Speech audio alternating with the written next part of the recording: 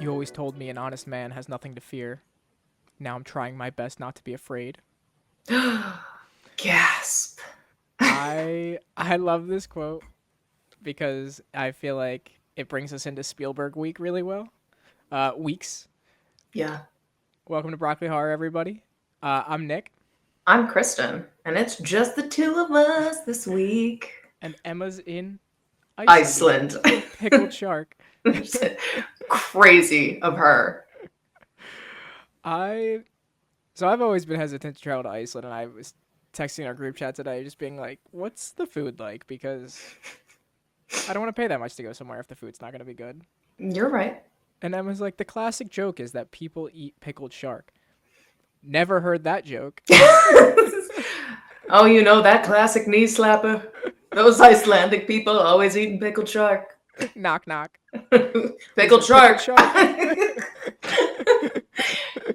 I didn't get a chance to answer, but I was reading that as they were coming in, and I was like, huh. Pickled shark, eh? Can't say that's what I expected. I was like, is that a borderline like xenophobic joke about Icelandic people? Hey, maybe she'll explain it to us when she gets back. I don't know. She gets it now. She's allowed to say it. Yeah, she's one of the people over there. But it's good timing for travel. I have I'll be away next week. It's really the month of Kristen. This is a big yeah, and I'm so sorry, everybody. It's been a marathon. We picked a movie right on theme. We did. And Nick, that was your pick. What did you pick? It is. I think this is the first time I'm going back to back on this. So apologies for that. But I picked Catch Me If You Can.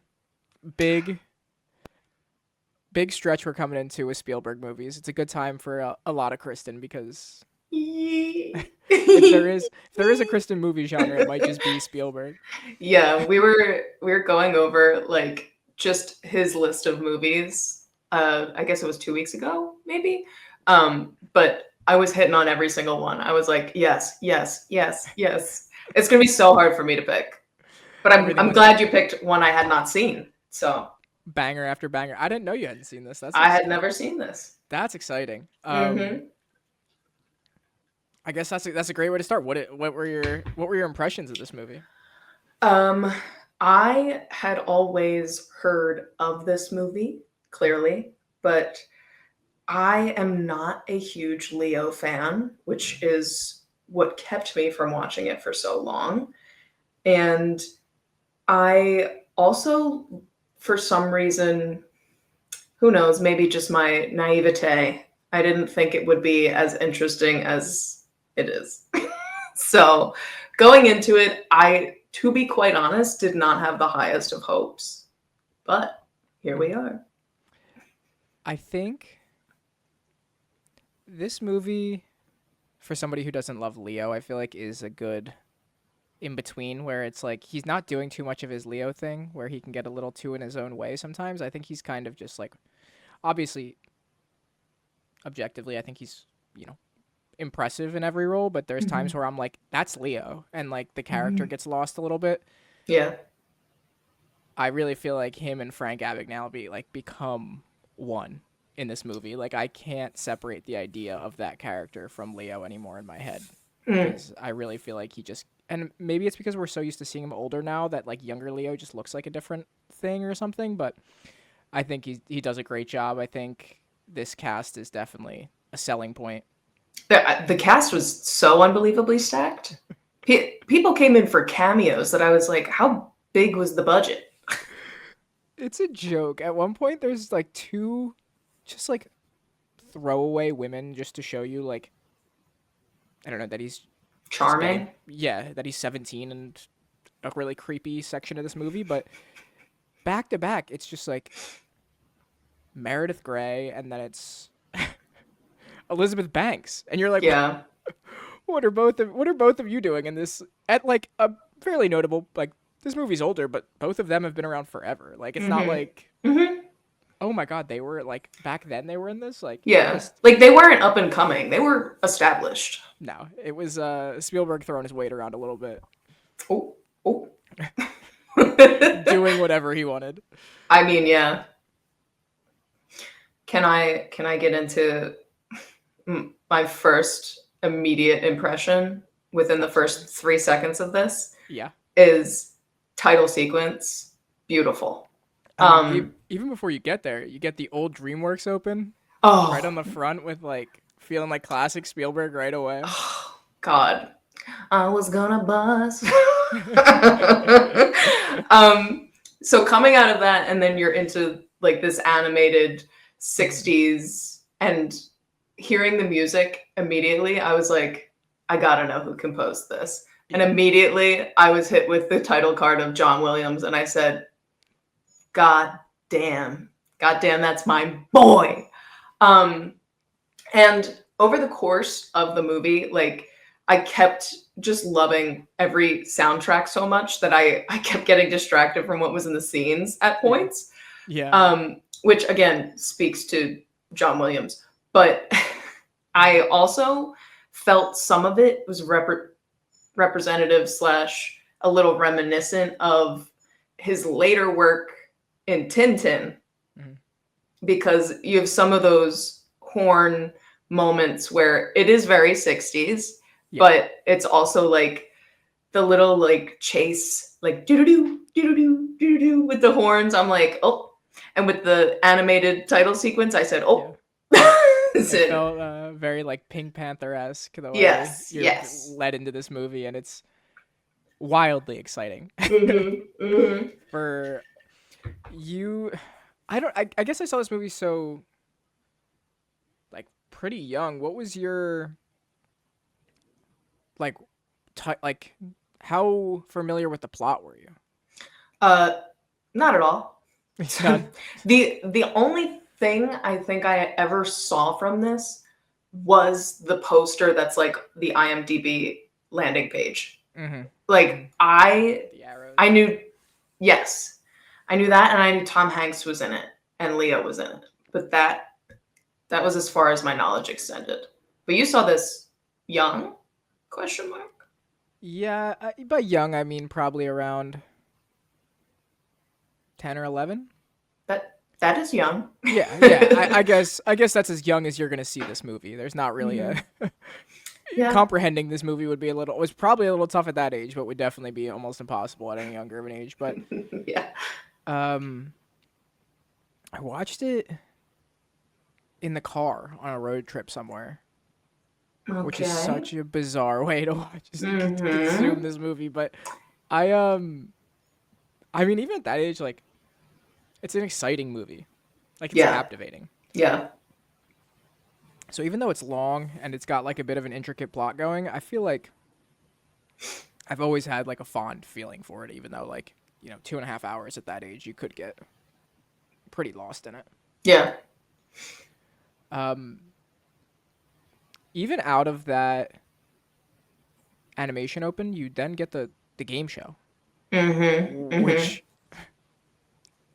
I think is fun, but is a very weird way to open this movie without like really referencing it again. Nick, I watched this literally this morning. I forgot that was the opening scene because What? we never go back to it. Not It's at all. never mentioned again. It's not even like a.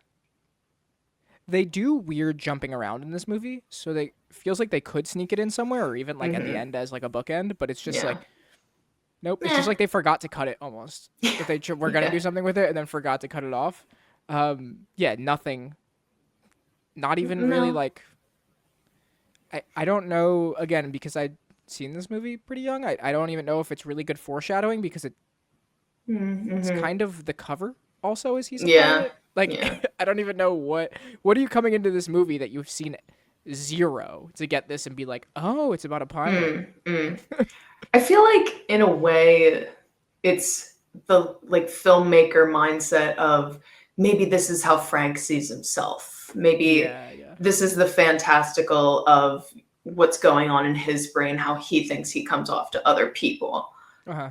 But as an opener, kind of wild. Yeah, and then it comes into the juxtaposition of him like in prison right after, in Yeah. a French prison, like Yeah. looking like the Revenant.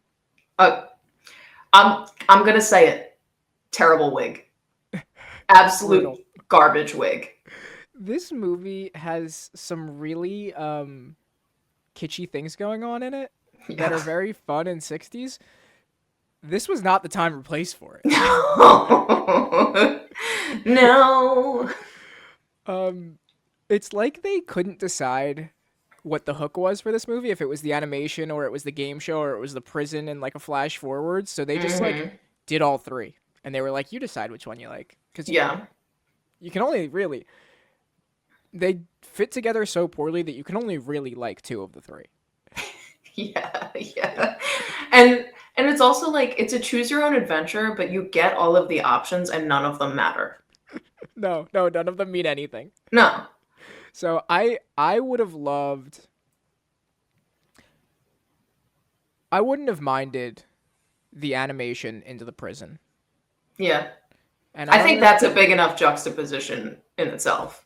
Definitely. And I think I don't even think I would have minded the game show into like the Rotary Club scene. I just think but you need the animation. I don't think you can like go without it. It's too fun, and like we said, it's so stacked that it gets you excited just seeing the names pop up because you're like, what?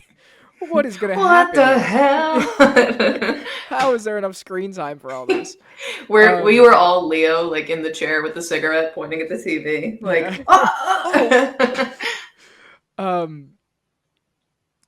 But all of that doesn't matter immediately as soon as you hear Tom Hanks's Boston Kennedy accent that he comes out with, and you have no clue how to be ready. You can't. There's no preparing yourself for what he sounds like in this movie.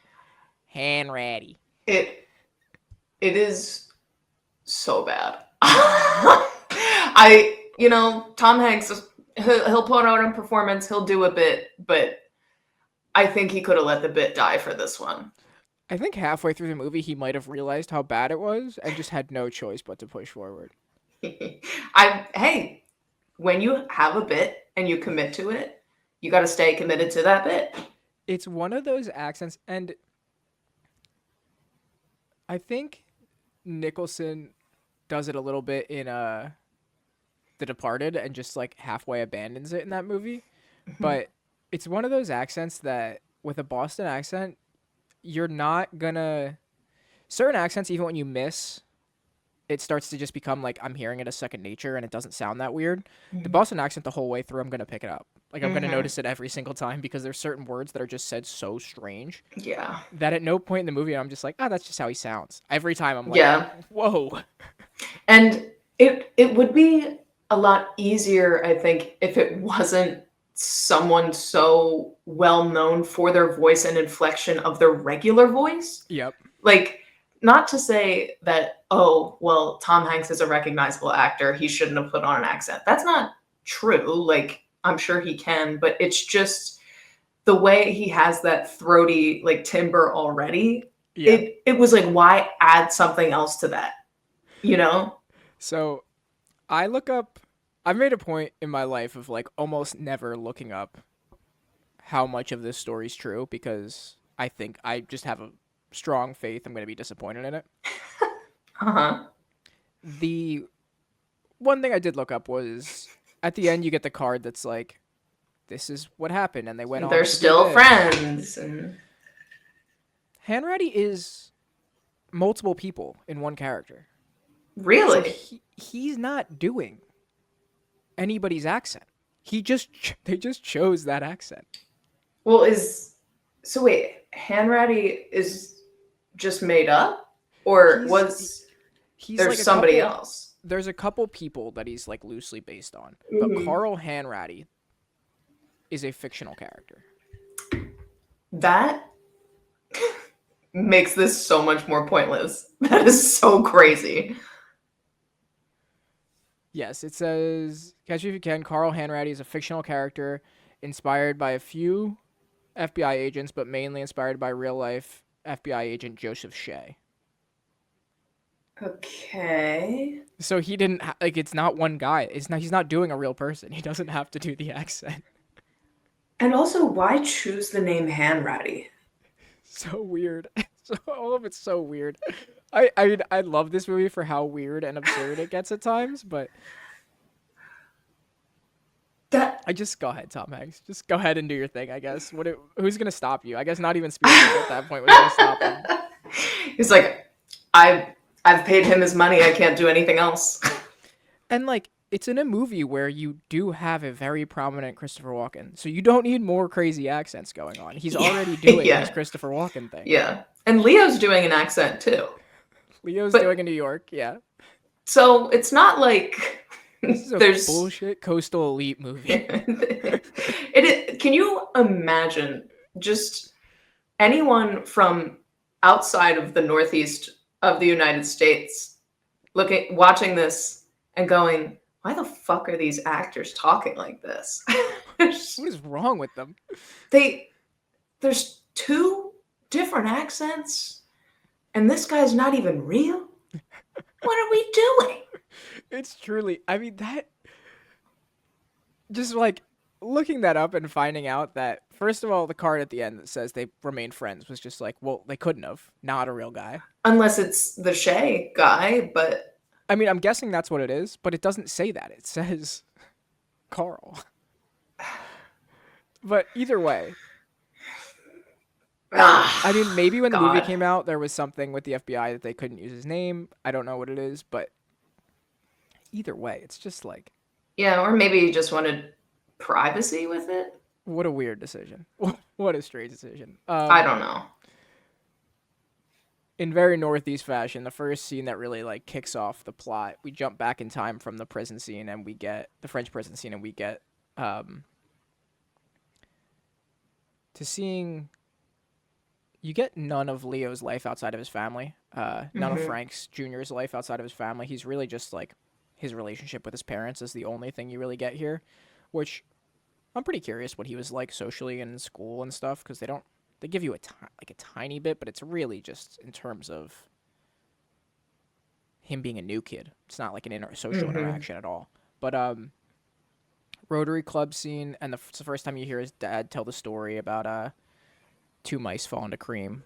One drowns, one fights so hard it turns into butter and crawls out. That comes up a lot in this movie. And what a metaphor to have be the baseline of your movie.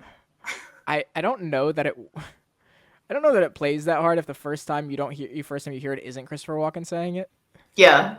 He is incredible in this movie. Two mice fall into a bucket of cream. Honestly, the only reason I didn't open with it is because I just couldn't commit hard enough to the Walken. And those mice were nice. And those mice turned. See, I go Kennedy every time. I go. You just have to like you're pulling the gas line on a lawnmower. You start your sentence and then stop immediately, and then go back and start it again.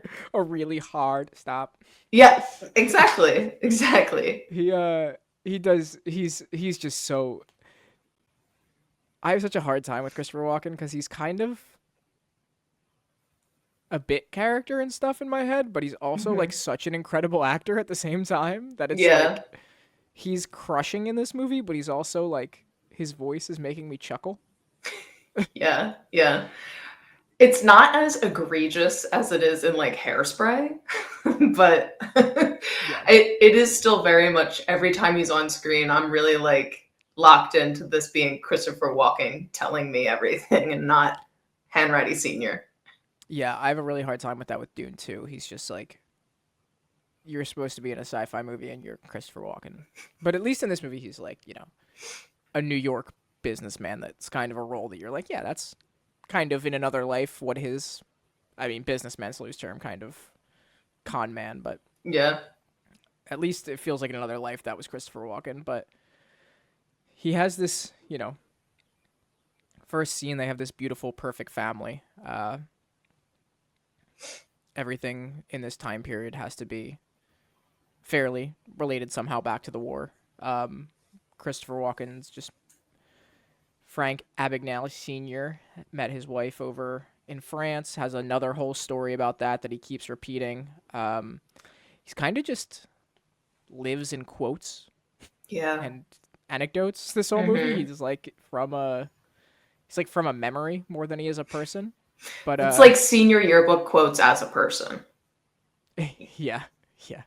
Literally, and you do get a little yearbook in this movie. Hmm. You do, you do. Life falls apart fast. This is, some would argue, at the speed of light.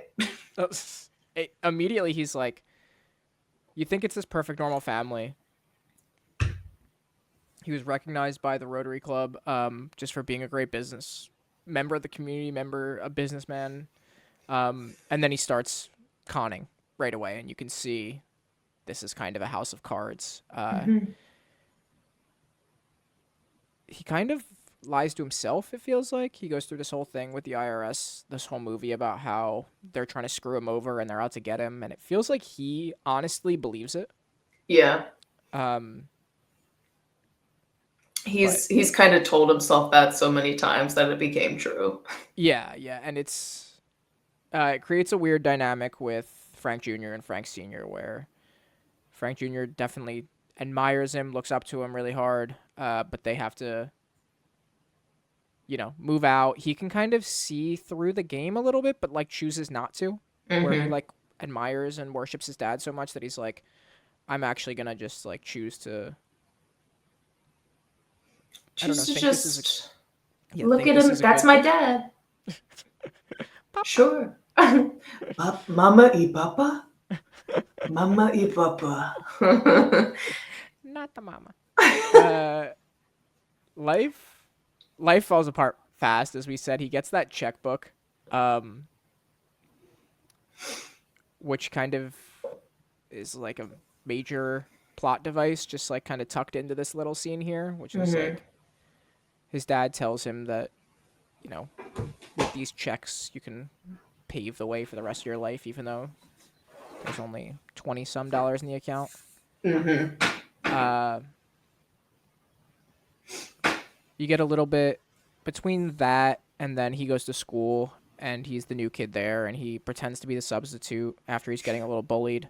It's Uh, so crazy, by the way. just such an absurd, definitely something I am gonna choose to believe is real. I feel like that's something that they pulled and they overdid it for sure. There's Hmm. definitely he walked in and the teacher probably walked in right after him and was like, "Sit down." Hmm. Um, but between the checks and him being able to pull that, having the confidence and the, I don't know, I guess ridiculous self confidence to pull that off. The charisma, too. The psychopathic charisma of being somebody who just is completely unbothered by their surroundings completely. Yeah. Um, What I want to know is that if this happened, did he not simply look like a 16-year-old kid? yeah, for all of this to happen. Uh, I would love to know because when I was 16, I maybe would have gotten like, oh, I look 18 yeah, at best.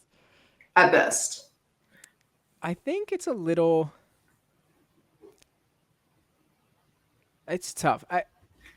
I had some facial hair, so I think that any kid that's in high school with a little bit of facial hair immediately looks aged up.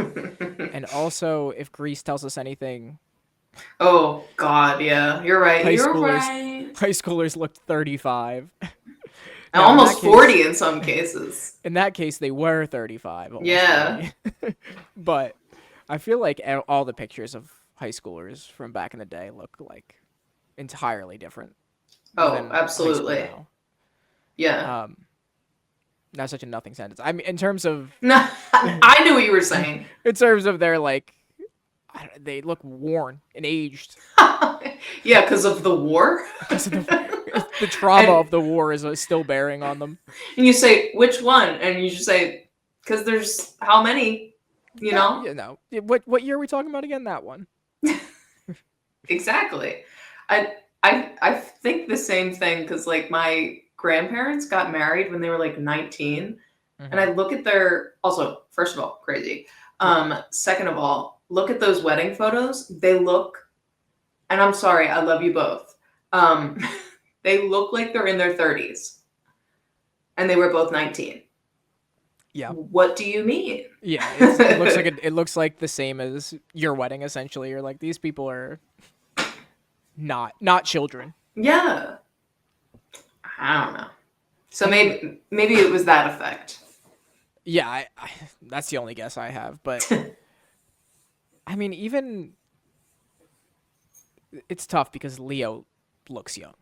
Mm-hmm. That's not it's not the Yeah. character portrayal we're getting. This is late 20s Leo who could pass for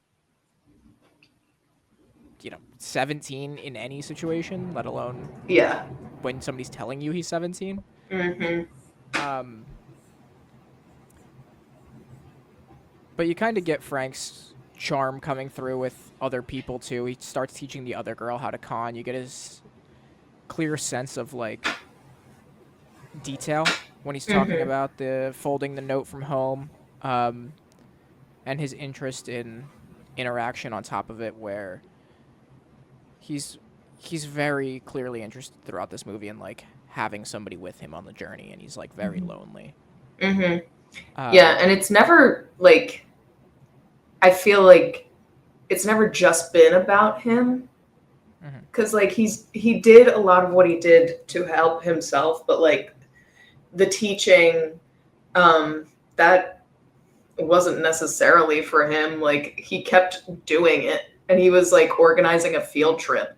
Yeah. So I mean, there's some desire to serve in there, or desire to help others, Hmm. and a desire to be with someone else, as is seen later in the movie too. I just Yeah. think he does have such an inflated ego that he can't let that be front and center. Yeah, his biggest fault in terms of like being a con man is that he just like desires a sense of community, and if he just didn't have that at all, I don't think there's any chance they really like nail him down for another Yeah. at least 10 years until technology changes or something, because Mm-hmm.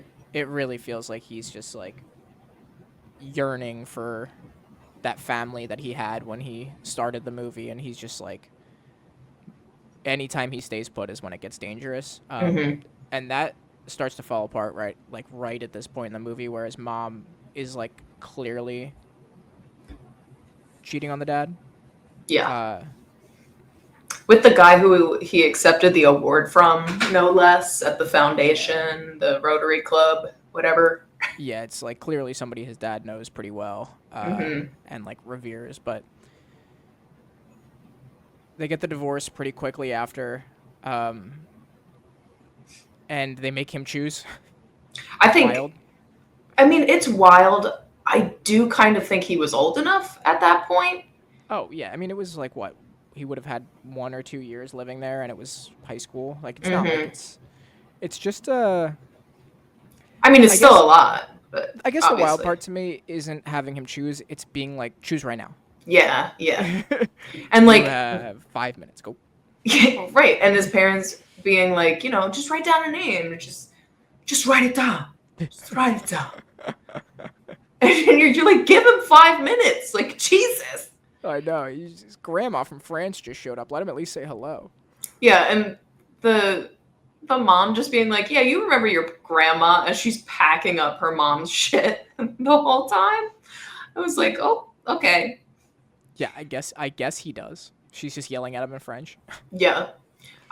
I do want to point out, my heart kind of broke a little bit, the tiniest bit, for the mom, when he found her cheating, because like, okay, maybe she wasn't happy, whatever. I don't agree with those choices, Mhm. but her like getting so nervous and asking Frank, like, you're not going to tell. No, why would you tell? Like, there's nothing to tell, is just Yeah. kind of like, I think that's a bit more nuanced, not even, but like it's the 60s. So, like, God forbid he told Frank Sr. and he got angry about it.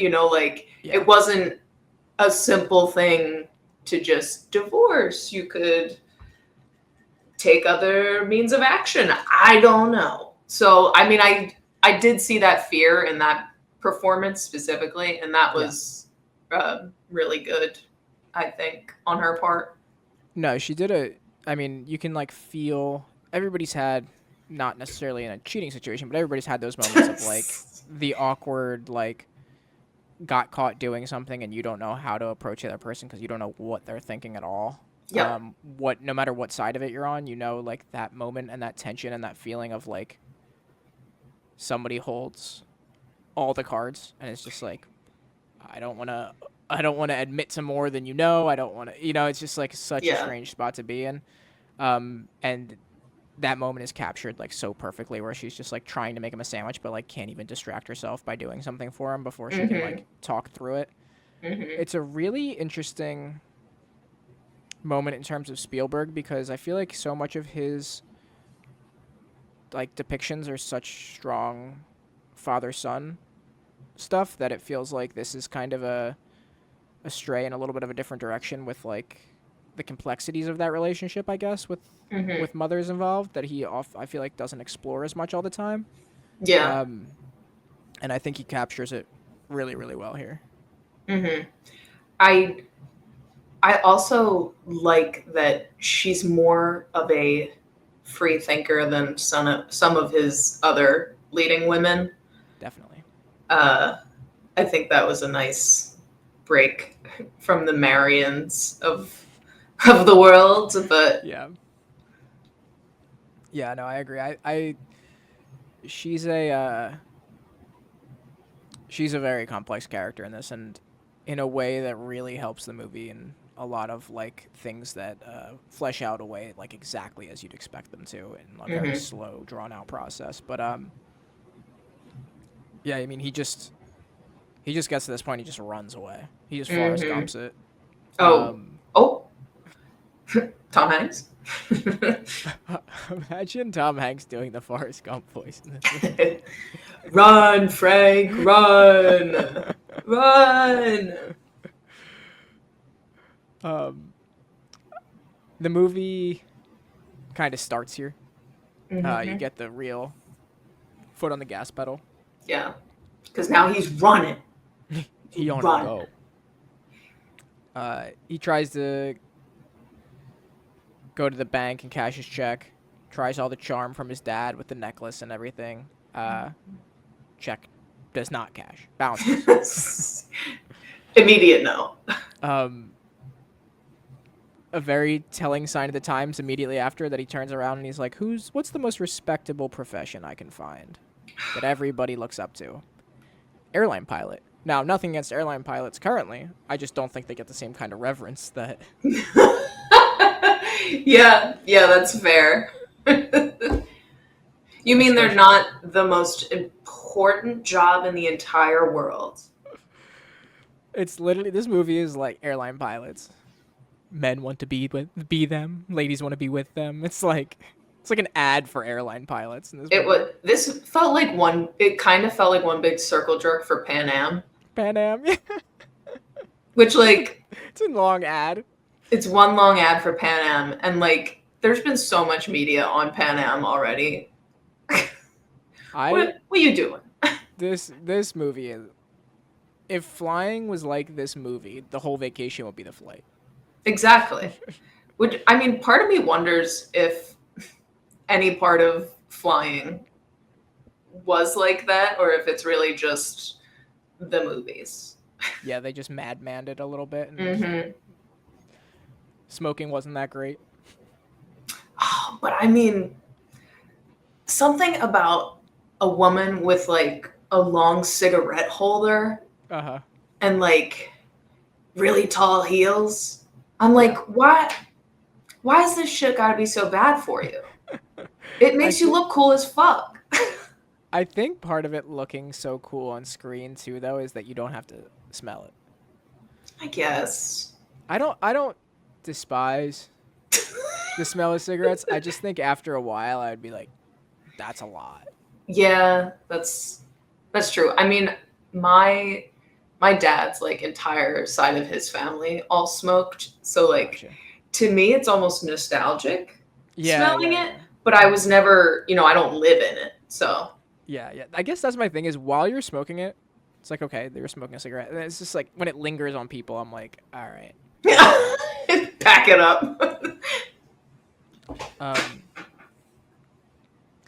as soon as he gets the uniform, life changes. That's Hmm. pretty much the difference. Is he Takes becomes, off, if you will. if you must, um, he pretty much uses one interview that he fakes he's a um, student interviewing somebody from Pan Am. It's like a vice president or something, and just Hmm. gets all the information he needs. And he's obviously very clever. Hmm. He uses planes in the bath. He puts toy planes in the bathtub to like peel off the logo so he can start cashing checks that look like they're company checks. After he learns from the hotel that company checks are can be cashed for more and don't have to be vetted as thoroughly. Hmm. Um, but mostly it's the checks look good, but it's and he really masters that craft eventually. But mostly it's how much weight the uniform carries. Yeah. The whole way he's writing home to his dad, lying about actually doing the things that he's saying he's doing, like becoming an airline pilot. Did you feel like his dad knew he was lying? I feel like his dad had to have known, especially with who his dad is. Yeah, I didn't know if up front at this point he knew. Hmm. Probably, but maybe like one or two jobs later, he pretty clearly gets the idea of like Hmm. you're not a doctor. Yeah. But yeah, I couldn't tell at this point if he was like, oh, maybe he's becoming a pilot, or if he was like, oh, he's scheming. I don't I don't know where it feels like it has to be a timeline thing because like Yeah, how how long how far apart were his letters? Where was he sending them from every time? Was yeah. he consistent with them? Well, like those are like tiny stupid logistic things that we'll not know because this is a film. Yeah, But that does. Now, as much as I love this movie, it does an atrocious job with timeline. okay, thank you. I wanted to get to this because I at certain points I felt like I was having an aneurysm with like Mm-hmm. you have to pay attention to which year we're jumping back to because I feel it was pretty firmly in the 60s throughout the film, but we would go from 63 to 67 to 69 Mm-hmm. and like sometimes the jump back wasn't as clear as I wanted it to be. No, So I would just go, is 63? Is it 60? Like what year are we in? there was also like throughout this movie, and I'll probably miss some of them. There's very random cuts to Hanratty and like him for a scene doing something that's like kind of on the trail to just like remind you that he's being tracked, but like Mhm. you're kind of very aware of that the whole time. Yeah, that's Um, I mean he's also the second billed actor on the movie. I would think we could maybe get that he was chasing him. yeah, it's like they needed more screen time for Tom Hanks, and they just like squeezed it in throughout the movie before they got to the point where it was necessary because it takes a long time to really get to where they're like actually near each other. Actively coming in contact with each other and or nearly missing each other, yeah. Yeah, definitely. His first real obstacle he has to overcome here is he gets to the airport to cash a check there, and at the desk they ask him if he's the pilot that's deadheading on this flight, which is deadheading as far as I understand it is just riding on the plane because you have a flight out of somewhere else, so they need to just take you to a different airport so you can fly a plane Hmm. there. Um, but he has no clue what that means. He just, So huh? he fully goes along like he's gonna fly this plane. That's the level of Mhm. confidence he has. Is that he hops on that plane and he's like, "I'll figure it out." Wild. Absolute insanity to think that you could just jump on that plane. I won't get into it too much because I've not even done this show myself. But the rehearsal this season is all about like airline safety and like how Mm. insane uh, the processes between pilots and co-pilots and Mm-hmm. becoming a pilot and all that. And this movie really is showing, and we're like, oh, it was like the 60s, it wasn't, apparently, Right. apparently Right. we're not in a wildly better place, but we'll I talk a mean, rehearsal but another time. still, this was. You think about how far, I guess, even from the 60s to now, like safety regulations in general for Yeah. things have come. Hmm. You think about automobiles, they weren't wearing seatbelts. No. Those things were just coffins on wheels if you got hit. So, like, and, Cybertrucks. well, that's true too.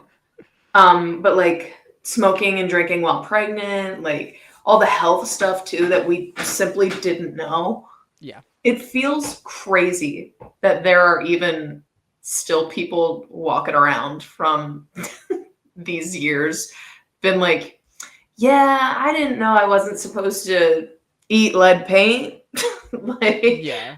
Just like kids just chipping them off, it's lead paint off their school and eating it. Like, delicious. well, you know what he does when he gets on that plane? He can't find a seat, so he decides to have sex with a fully grown woman. As a, I think, 16-year-old at this point. Yeah, I think he's 16. Show way Wow. too much They for that, sure what the do. situation is. They sure do. Yeah, they do not shy away from it. They don't show anything that'll make this movie R, but they also don't just imply it. Yeah. I mean, yes, yes, yes. she was having a great time. Yeah. Yeah, he And was. do we know, like, I mean, this is going to sound weird because he's 16, but like, do we know if that was him losing his virginity was to a fully grown woman? I feel like it's the. I don't remember if he says it, but I definitely figured as much. Mm. Um, It seems like it. yeah, it feels that way. Which is hilariously backwards for Leo. Yeah. Yeah. Um, but yeah, hooks up with Meredith Grey, moves on, turns it right into. He basically becomes a character trait that he starts targeting women that he thinks are uh, somehow unattractive, I unappealing in this movie that are like what and targets Elizabeth Banks, who now on modern beauty standards, Madon. in terms of modern beauty standards, is wildly attractive. In Hmm. the 60s, Elizabeth Banks would have been like the ideal look, I feel I like. mean, 10 out of 10 smoke show. Like I said, like today, she's like a timeless, beautiful woman. Mhm. But like the perfect 60s look, I feel like, is exactly her look. Yeah. And they're like, she's kind of like ditzy outsider. And it's like, oh, yeah, she wasn't getting enough attention. That was the problem. But again, God forbid a girl be quirky, you know? Seriously, it's so funny the lineup he goes through with, followed by Jennifer Garner coming up and Amy Adams. Yeah. And and all of those women saw this boy and they said, "Yeah, I'm gonna hit that." I need that. I actually, yes, that's mine. Thank you. Yeah, Elizabeth Banks here is just like there for sex and teaching him about checks. Sex and checks from Lizzie Banks in this Sex and movie. checks. Having sex and cashing checks. And cash and checks. Um, then, of course, we get some Tom Hanks. They're like, we gotta include him. We gotta show that the FBI is on to this. Yeah, they're like, This oh is not. shit, we forgot about him. And the other agents are like, bank fraud. Who gives a shit about bank fraud?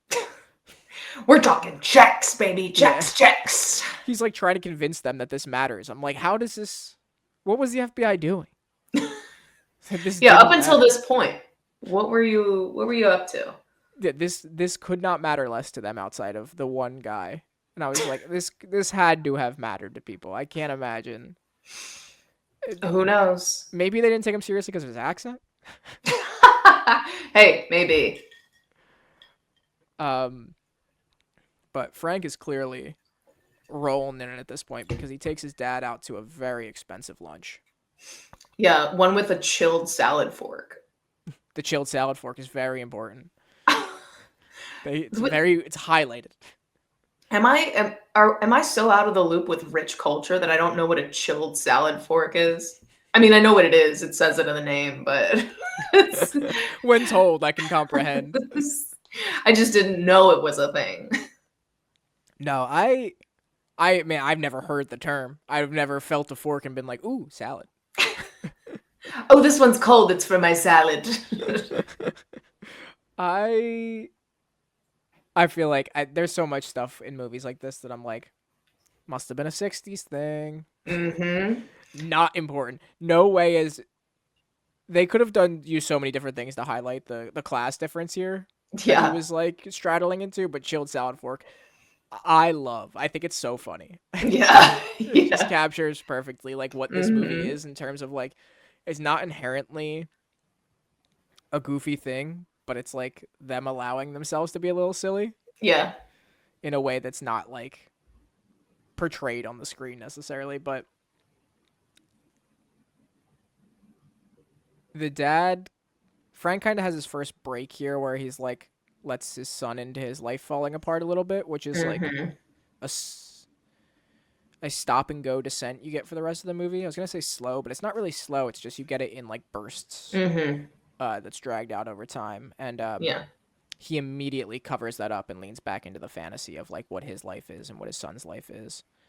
You can tell he's delusional because he's talking about all the people staring at him, and Frank's not fully there yet. But I think later in the movie he gets there a little bit where he starts to feel this way. But he's like, Dad, nobody's staring.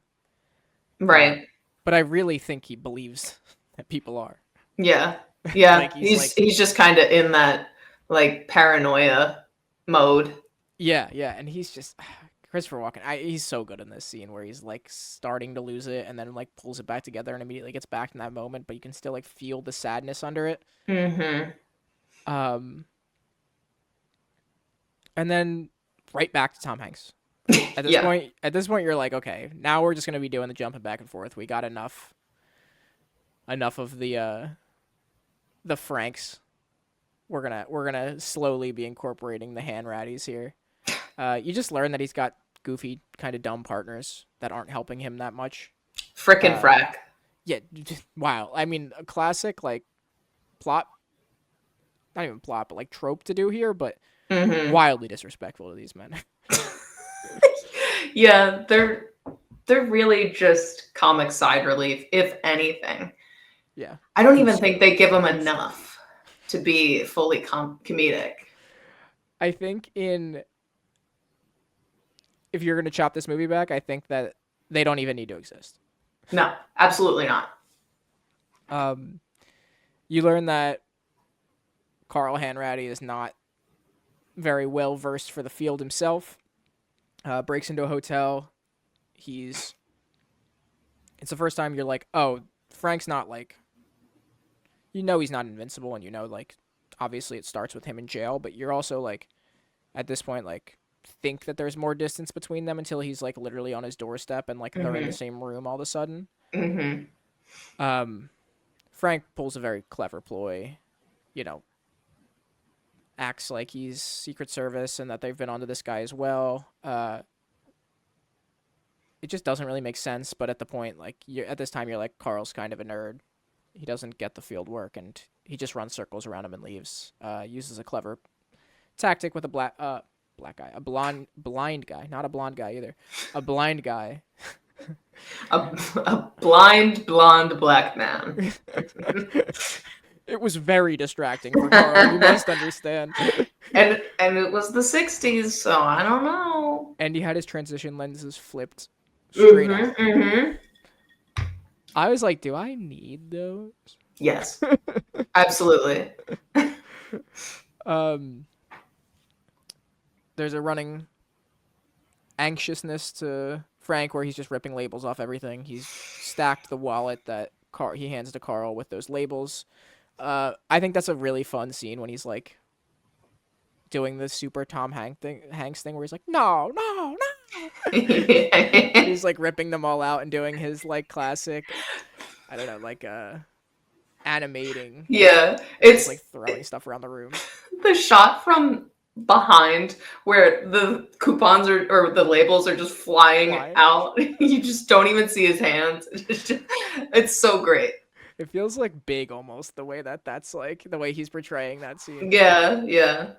Um, I do want to say, I get that Carl is a bit of a not the sharpest tool in the shed for this job.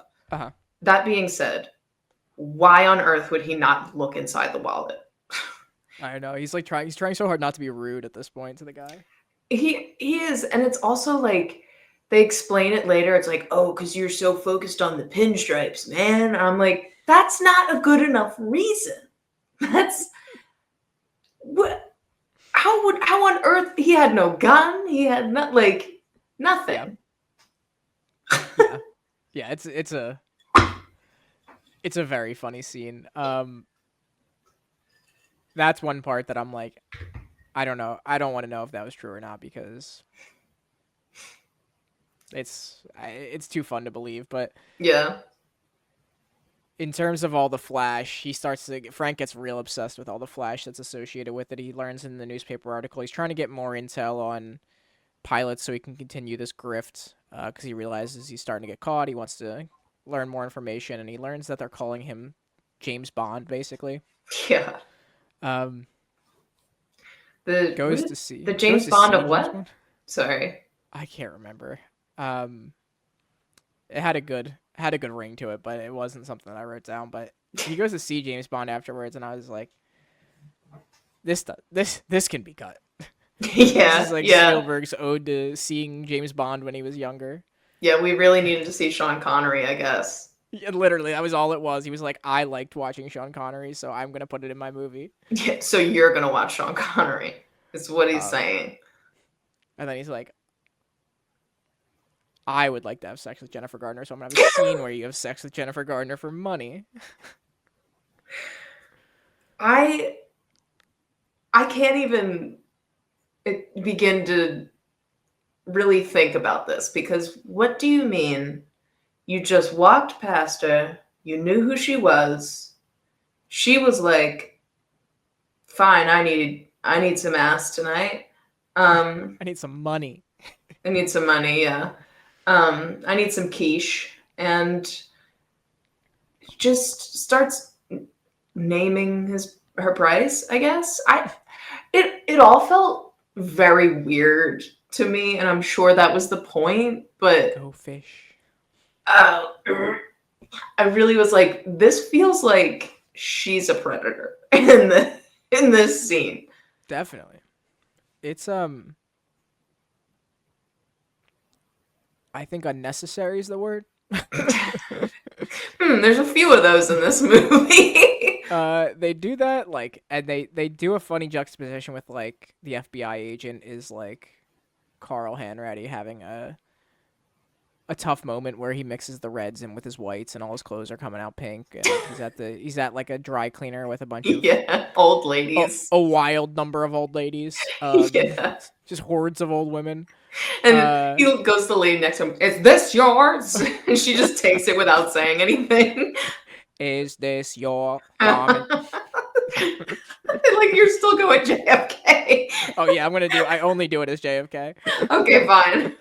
As long as it's not walking, I'm okay. Okay, yeah. I got it. But then they do a really fun scene that's like maybe my favorite part of the movie is they start doing the Christmas calls, Yeah. which is where the plots actually start coming together. But yeah, I mean, I don't think we can breeze by it enough. I'd like to never speak to anybody about that Jennifer Garner scene again, and I'd like it to be cut if I ever watch this movie in the future, because it does And that nothing. makes two of us. But they get this phone call scene that's a little bit kind of feels like Heat, where it's like the Pacino, De Niro, like Mm-hmm. they kind of need each other. They kind of like don't have anything without each other, and like it's making each other's lives worth something at that point in their lives for each Mm-hmm. other. That's really highlighted by it being on Christmas, just because Yeah. it's like we neither of us have anything else to do other than call each other. Um, the Heat thing was funny to me because it's like pretty clearly feels like that, and then they put him in a diner right afterwards, which is like the Heat diner scene. So I thought Mm-hmm. that was a interesting thing. I don't know if there was any meaning to that, but Yeah. noticed it right away. Um, but that's where you get the comic book, and you start to learn that he's like onto his case in a different way than just the obvious stuff, and he's really unraveling his puzzle a little bit. You learn that Frank gave a little bit too much information away when he talked about the pinstripes and Mickey Mantle with the Yankees, because then he knows he's from New York. Um, you also learn that he's done about $1.3 million at this point, which is like a very shocking number because you feel like he's just nickel and diming people up to this point, but that's a Mm-hmm. crazy amount of money. I guess he bought his dad a Cadillac, so it must be a lot, but Yeah. that feels like a ton. You're like, holy shit. Um, so, he's ready to just be like, I got to get out of here. He's doing too much. He can already tell. Mm-hmm. Um, and the FBI visits his mom. Yeah. This scene felt like I mean, I guess Spielberg does have a good job of like throughout his every movie he's made, pretty much making you feel sympathetic towards a protagonist that might not be the most on paper sympathetic. Mm-hmm.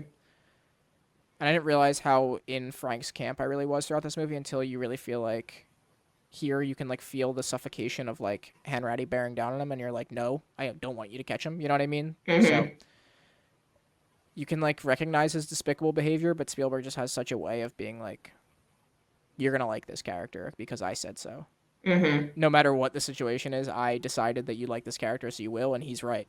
Yeah. Um, and the mom, you get to see her new life, but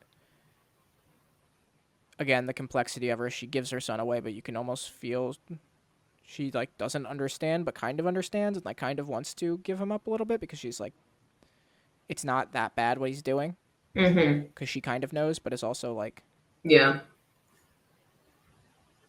We that's when you also we also don't know, I feel like, how much the dad has been telling her. yeah, you have no idea. It feels like she knows something's Mm-hmm. up, but she doesn't know. She clearly doesn't know the extent of it. I mean, that's where Yeah, you yeah, learn the yeah. one. That's where you learn the 1.3 million. But she's an interesting character because she kind of is like encouraging mischief a little bit to an extent. Mm-hmm. Oh, Um, yeah. yeah, Frank Jr. gets out of the air, becomes a doctor. He's not flying anymore. He decides to forge a medical certificate and bases in Atlanta. Um, This whole time I was just in my head just like angry. I'm so angry because what like I get that, oh, he was only made to be a supervisor of the floor, but how dangerous you got to be to fake being a doctor? yeah, Like, I know we did that on a Drake and Josh episode, but this felt much more serious. It was an ER. yeah. No, yeah, this feels like something that to an extent can happen with like small certificates and stuff that a doctor could lie about, but like to Hmm. this extent is terrifying. Yeah. Um, and like you said, like clearly something a bad person does. Yeah, I feel like the pilot thing to me honestly could have been more redeemable for him as a character, but this really, like, I still was kind of in his corner, but at the same time I was like, if the actual person has done this, that's fucking terrifying. And I don't love that. Yeah, the real person bad. The character in the movie good. Yeah. um Hilarious decision here to be like, let's throw braces on her and make Amy Adams the ugly one. It is so wild how many women they chose to pretend were unattractive in this movie. Just the most ridiculous, the most like early 2000s number of like skinny perfect women being sold as anything but Ugly. Yeah. anything but skinny perfect women that like Mm-hmm. uh it's so funny that they're also like, he's gonna take advantage of Amy Adams' insecurity, and the second she gets her braces off, I was like, there's a second of like, oh, does he actually like, was he actually just taking advantage of her? And then immediately they're making out. Yeah, Immediately. yeah. Um, They're borderline having sex on his desk. he gets pulled out of that to actually have to be a doctor for a second, in which case he does not still not have to be a doctor. Yeah, he literally just has to stand there and supervise. Do you concur? Damn yeah, it, that was gonna be my quote. I have to find another one. I was worried. That's why I like backed out of it as I was saying it. It's fine. Yeah, that scene's just, it's like the only true comedy Yeah. in this movie that I feel is like, the function of it is to be strictly funny. And then immediately you get like the weirdest heavy scene where they're having sex and she starts just talking about how she had an abortion, and you're like, where did this come from? That it was an exposition point we did not need. No. No. You could have conveyed other ways of him actually having feelings for someone other than, you know, hey, have sex with me and I'll marry you if that makes you happy. You could have also just like, he could have just been like, the character could have just been like, you know what, I feel like settling down. You could have portrayed that in some way, and it just would have been fine that he just like chooses to marry the girl that he happens to be with at the time. Mm-hmm. The abortion thing is just crazy out of nowhere. Crazy. So out of nowhere.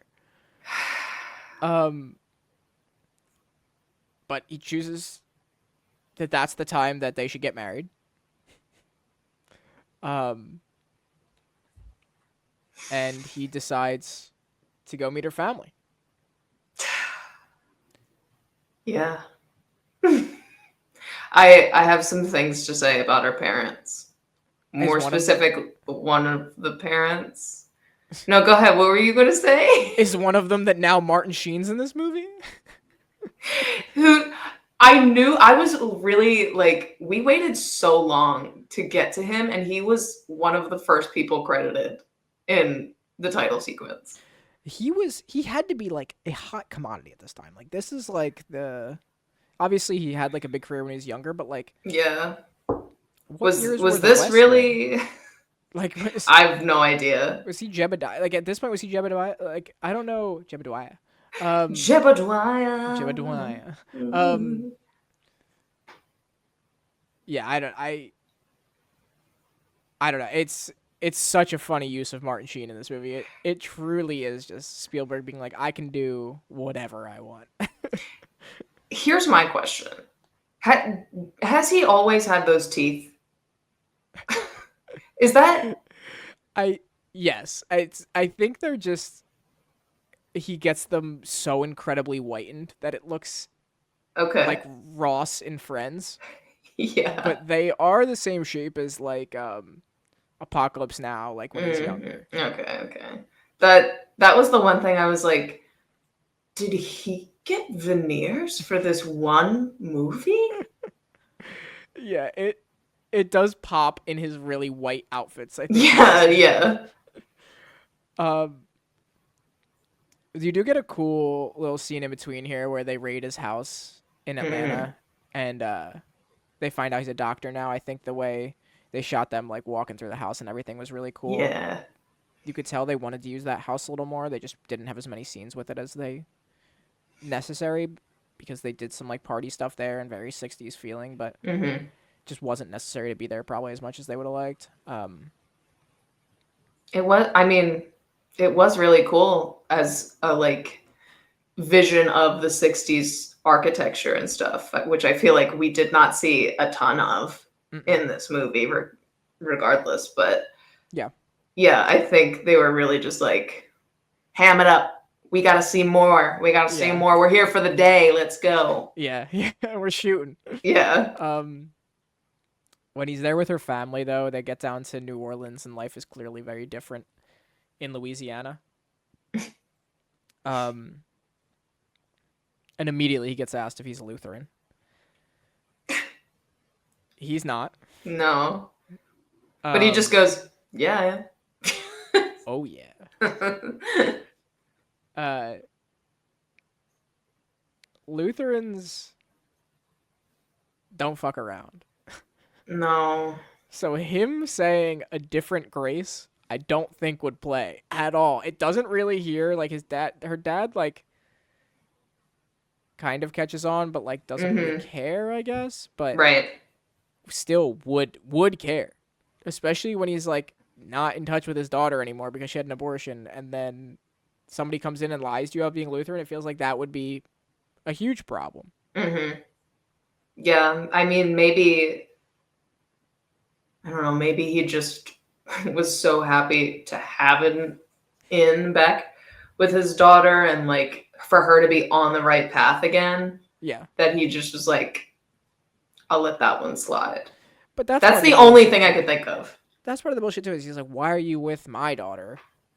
You mean your daughter Amy Adams? Why are somebody like with your daughter? I don't know. Maybe You mean your hot piece of ass daughter? you mean your smoking hot daughter? I don't know. I could take a guess. Hmm. Um, yeah, it's just so ridiculous. Mm-hmm. Uh, but he decides to be a lawyer now, and it's another jump forward to after he's taken that bar exam and walking into the room that they're like eating the eclair on the plane. Mm-hmm. Like, can I have that half of that? And he just eats half of it in one bite. Yeah. Um, yeah, he's like so. Carl is obsessed with. He can't figure out how he passed the bar, Mm-hmm. in Louisiana, Yeah.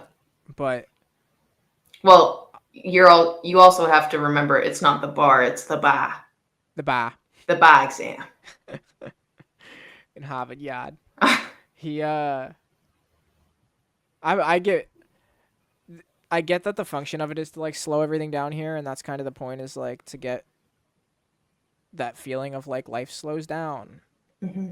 But you do get like a dull moment in here where it's like, okay, I get the family thing. We're good. Let's keep going here. Yeah. Pick it back up. Come on. Because you're just like on the edge of your like. I kind of did walk in there by accident. On the edge of your I'm seat. on the edge. You're just on the edge of your seat already for so long here, and then it's just like, all right, let's just take this little moment and take a breath. It's like, no, let's get going. We're a long movie we got going here. Yeah, yeah. Let's keep this rolling. But he shows up back in New York to see his dad, and his dad's kind of given up the race. Yeah. Life's kind of he became the first mouse. It feels like that they're saying here, and life's kind of beating him down, and he's just working in I think a mail job, just some government Yeah. job. Um, It's really kind of sad to see him finally hit that point. this is a devastating scene. Yeah. From kind of all angles, he kind of realizes he like outgrew his own dad. Mm-hmm. Um, and his dad's just like kind of trying to put the facade back on for his son that he just like doesn't really have the juice for anymore. It felt like they were always kind of in a race between the two of them, and Yeah. he like just reached his end point, and Frank Jr. is doing laps around him now. Yeah. He just reached higher heights than he ever had, and it's like, Mm-hmm. yeah, and he's like still trying to get the mom and dad back together, which is like a weird like little childish trait Yeah, to him that keeps going throughout the movie. And he learns that his mom is like remarried and gone at this point. it kind of upset me that that wasn't told to him sooner, because I feel like that could have helped mature him a little in like learning that yeah, people do move on. And maybe he wouldn't have felt that need for the companionship with Brenda. Yeah, I mean, he's is like we said, the time is so hard to follow because you're like at this point, like you do have some awareness that he's like 17, but you feel like you've been with him so long here that he's like older than that. So you feel Hmm. like he's like has more lessons instilled in him from life, but he's like a 17-year-old kid. Like these lessons he needs to hear and like matter, but Yeah. it's just like nope.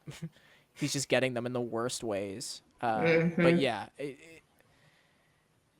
it would have helped him probably in a way that in the long term might have hurt him. Hmm. Yeah, Hurt other yeah. people less, but hurt himself. Just delayed his getting caught. Um, they go back to using the Christmas call here to. That's like one of their ways of time stamping things. Thank God. I need something to hold on to. At least you know a year passed since the last call. Yeah. Um, but you can feel that conversation with his dad really weighed on Frank Jr. because he's like, please stop chasing me. I just want to settle down. I just don't want to do this anymore. Uh, at least give me a break. Yeah. Carl's like, no. He's like, what are you talking about? I think Carl's lost sight of the fact that he's a kid at this point too, because he's like so baffled by that question, and I think that's just like such a, you know, Yeah. He's so locked on to this is my unsub and I need to catch him. yeah, yeah. I mean, he's so fed up that he's like, let's go fuck up his wedding night. Exactly. Let's go specifically ruin this all on wedding night. Which again, Frank's. I don't even know that it's like his hubris. It's like his. It's I don't like it's not arrogance necessarily. It is arrogance, but it's also like stupidity, Ignorance. ignorance. Yeah, ignorance is perfect. This movie is a big movie of innocence and ignorance, or yeah. But it's just like, what the fuck? Why are you having a massive wedding?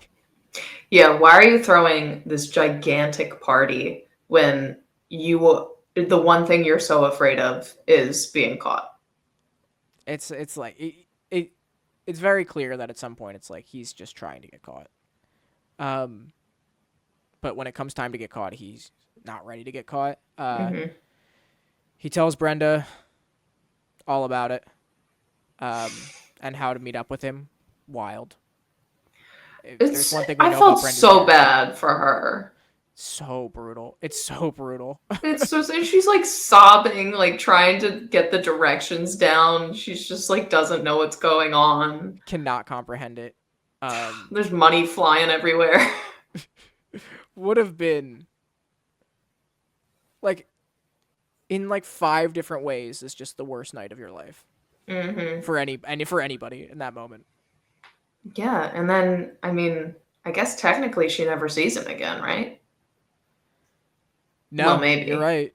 You're right. Yeah, she doesn't. She doesn't see him again, at least in this movie. She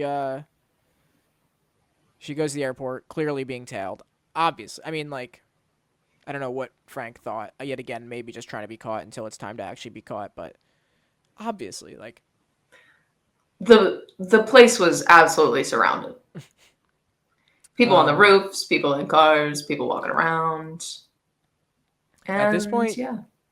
you're really wondering with the French prison scene, like, how do we get from here Yeah, to what's the France? jump? How do we get to the end that's in France? Um, but yet again, Frank pretty clever use of seemingly dumb hot women, which is how they're just portrayed throughout this movie. Um, Goes to a university, gets some girls for a program he's putting together. Um, Very funny that the university would not call the airline Yeah, for or help. just not care. Yeah. Uh, he plays Carl uh, with a driver that looks like him sitting out in the parking lot or out front, just like in the drop off. Mm-hmm. Uh, Poor kid, just like, someone pay me $100. About to get shot. Yeah, and then like literal Looney Tunes style, with he turns around the sign and says "hand ready" on it. And he's just fled to Europe. Yeah, the hand ratty is very good. Very Mm-hmm. good play. Mm-hmm. And Frank, you see the plane take off overhead. That's a pretty fun one. That's another what. I really wanted to hear the Tom Hanks "no, no, no" at that point. The That would coupons start flying around again. yeah, that would have been just the cherry on top, but it was still really fun. It was Tom Hanks is just he's like caught between playing two different roles in this movie where he's like kind of his goofy self but kind of like a Captain Yeah, Phillips serious guy. it feels like he's really fighting to be the serious guy, but the Mhm. goofiness is making its way out. Yeah, it just has to the way his physical nature just Mm-hmm. carries goofiness. Mm-hmm. Um but that plane takes off overhead and Frank's gone to Europe. Um Very funny use of the silly henchman here is the one guy just I guess now we know he took every note from every conversation he has, which is like kind of hinted at, but not really a thing up until this point. I simply did not notice until just then. I forget what they said his job was, but his past job had something where Is he was taking notes. auditing something? Yeah, something that he would be taking notes is like the only way that you would know this, and it's not even. It's not. It's a very random thing to just throw in that Mm-hmm. this guy was taking notes from the conversation with the mom, and that's how they know that he's a little sappy boy that's going back to Montrechard. Well, Rashad. Montrechard. Um, Carl Hanratty catches him, and of course it's Christmas. It's Years always passed. Christmas. um, Frank Jr. I guess I could just call him Frank at this point. Frank is just like clearly losing his mind. Um, they really let Leo off the leash here for this scene. Yeah. He's going nuts. Uh, has like a bit of a Willy Wonka unhinged vibe to him here, where he's just like concerningly out of control in his workshop. Um, I expected him to do a somersault down. it would have been electric. Yeah. This Carl!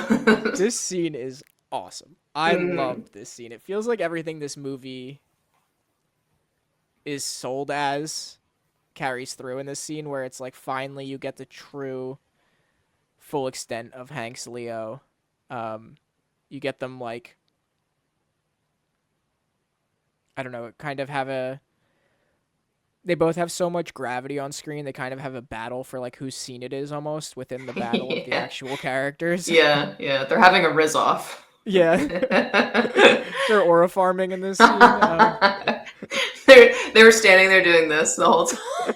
They were mewing at each other. Um, and they they're mewing at each other. I'm just picturing them doing that until the handcuffs go on. Um, they get the back and forth where it's like you also don't know too well if Tom Hanks is lying or not. Because Carl Hanratty's telling Frank that outside there's all these cops. If you go out there, they're gonna shoot you. They're gonna kill you. You can't just walk out there. You have to put these cuffs on. Um, And you're just really like, what was your feeling on it outside? Like, what did you think was waiting for him? I I thought he was bluffing because I think his facade has started to peel away of him being really truthful all the time. I Yeah. think, you know, we don't hear enough about his home life that we should know that he's married and has a kid, or Hmm. I I don't know. I think maybe his whole thing of catching Frank may have just been like, I see myself in you, Yeah. which, compulsive liar, maybe. Yeah. So I Very. didn't think there was anything outside. I don't know about you. Yeah. I went back and forth a couple times here. I mean, again, I know how it plays out, but there's like, you can feel the doubt creep in even when when you're like, oh, this could go either way. Um, but he gets him to do it. Frank does not really believe him, but also doesn't want to be shot and would rather be caught at that point. Hmm. Um, gets outside and has a moment where he's like, "Carl, you son of a bitch, you pulled it off. You son of a Yeah. bitch, You I'm son of in." a bitch, you did it. But then the cops actually do pull up, and Carl has a little bit of an "I told you" thing, and Frank honestly respects him less for it. Yeah. He's like, what the fuck? Well, I did learn, fun fact, the French cop who takes him away is the actual Frank in real life. Oh, that's fun. So he took himself away. Wow, very meta. Very meta of him. Very Montrachot of them. Oh my god. This was I liked from like a movie making aspect. I liked the Christmas stuff going on in the France of it all, but from a immersive standpoint, it really took me out of the movie because I was like, "There's no way, this is ridiculous."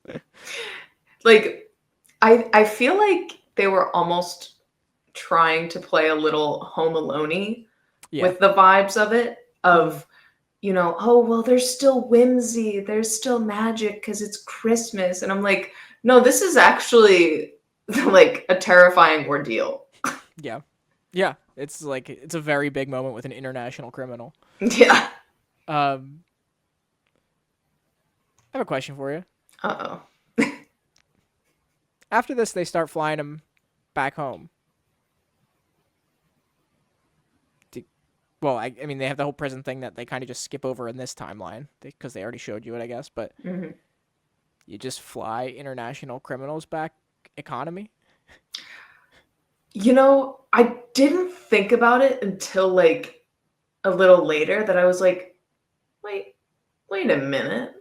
Was there no other way to get him back? Imagine you sit down on a plane and the guy like it's an FBI. The other two seats in your row are Yeah, an FBI agent and the international criminal. the international fugitive. Yeah. I was was there no other flight anywhere that day? I I don't know, but Carl tells him that Frank Senior is dead. Frank Jr. has his quote unquote Meltdown. panic attack, and then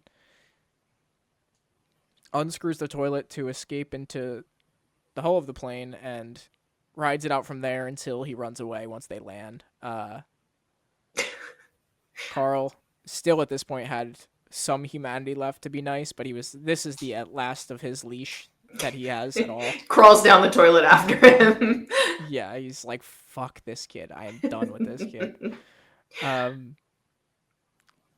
Frank does the, you know, classic thing that somebody who's not really interested in getting away and kind of just wants to be caught, but can't come to terms with actually being caught thing to do, and goes to his mom's house.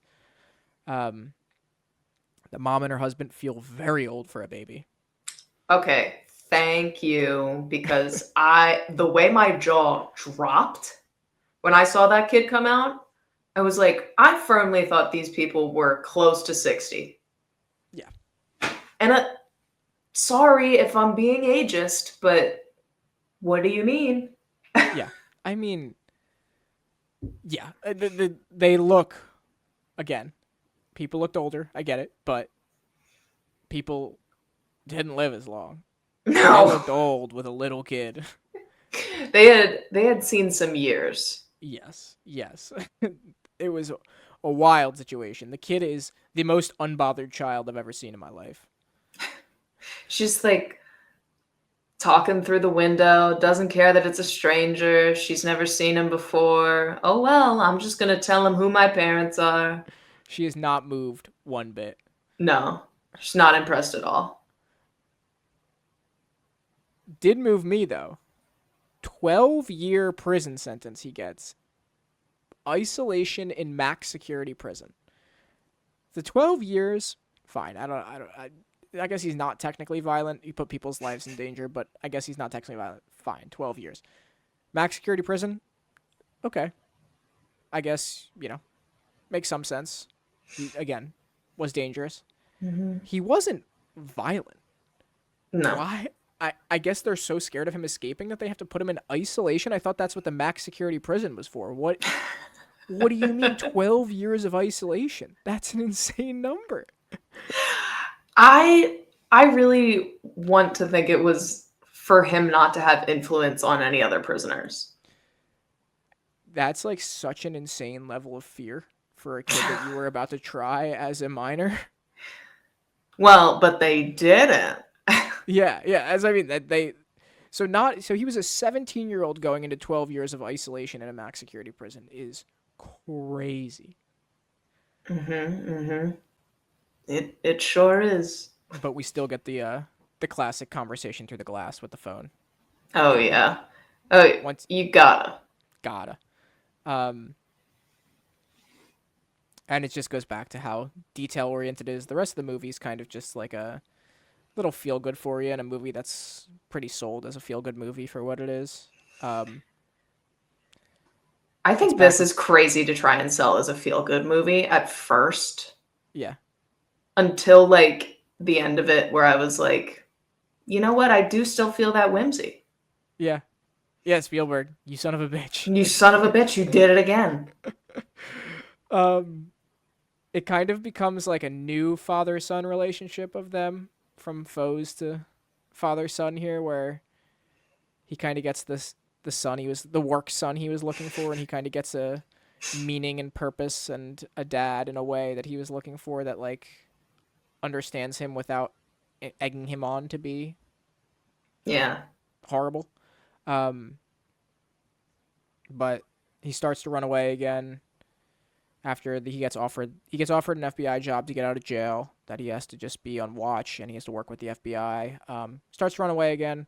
Carl's just like, dude, nobody takes you seriously about this at this point. Like, we know. Right. He's like, no one's chasing you. Yeah, you've had so many chances to like actually get away. Mm-hmm. Just come back. We know if you wanted to get away, you would have by now. Little stressful scene for a second where, the audience kind of knows he's coming back, but for Carl, it's like stressful that he has to keep checking his watch, that he's not sure if he's showing back up on Monday. And you get the fun reveal that he actually just passed the Louisiana bar after studying for 2 weeks. I thank God, because if he actually cheated, that would have been like, to me, that would have been so detrimental to his character. Yeah, because you've cheated at so many things, but that's the one thing you really spent your time on, and you really did. Yeah, it's like he was trying to really settle down. Like, you do have the feeling that he wanted to stay in Louisiana. A part of him was like actually trying to put his roots down there. Mm-hmm. Which is a little sad. So but sad. Like, yeah, not sad enough, It's so sad because he didn't. Because he's 17. If he was like 25, like none of this is sad. Yeah. No, then it's just like, your frontal lobe is developed. What on earth are you doing? You're a dick, dude. You're just a liar. And then you get the fun little ending where you learn that Frank starts to like enjoy the work. They're kind of working together on this little check at the end and appreciating the work that went into it, and they become buddies and partners, and you learn that Frank has a legit career in the title card at the end, and that him and quote unquote Carl are friends for life, and Quote unquote. Gotta hit that quote unquote. whatever Carl means. What does Carl mean to you? Or Carl or whoever you are.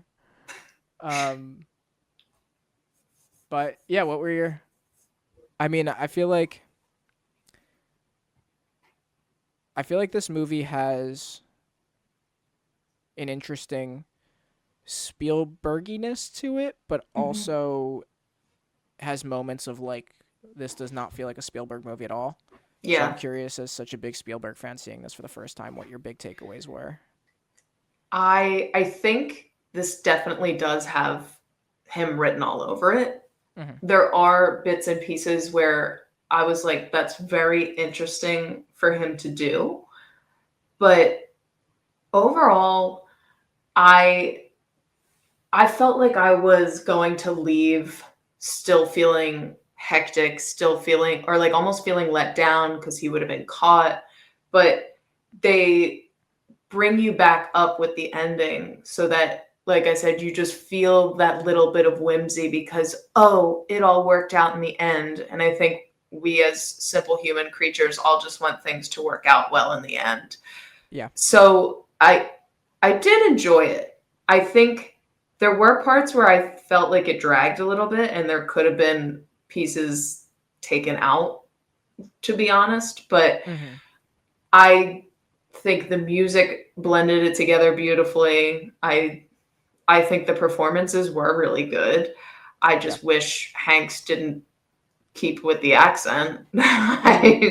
And I will say I did enjoy Leo in this role because it doesn't feel as much like him to me, Yeah.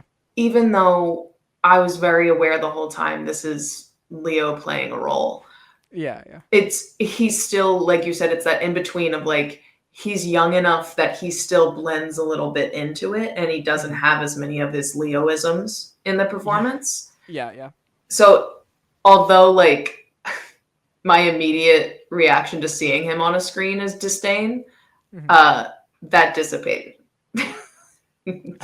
I almost wonder if part of that is just like how much you love Spielberg's style can just like cut through the Leo-ness of the I performance. I think that was a big help to it as well. I think the way things are shot and composed in terms of just and like pacing wise too Yeah. for his character specifically. I think if he spent any longer on things, I would have been like, I'm good. But we bounced around enough to me. Yeah, I think so much so much of I guess the big things I think of when I think of like you watch this movie and it clearly looks on screen like a Spielberg. Mm-hmm. The only thing that it's just, like really missing is like the scope doesn't feel as large in some of the like set pieces and stuff like that. Like it doesn't feel as big outside of the maybe the church scene where he's like making and the papers are flying around and he's making the checks. That's really the only time you get like the Spielberg like size of everything. But even that's like a fleeting moment in the movie. So I think outside of that, everything is really Spielberg feeling. And I think the moral like I'm so bad at this word, ambiguity Mm-hmm. You got of it. I have to fight it. I have to fight through it. um, it becomes not very like Spielbergian with how like the characters aren't your protagonist isn't as black and white necessarily. Mm-hmm. Not even black and white, but like clearly wrong.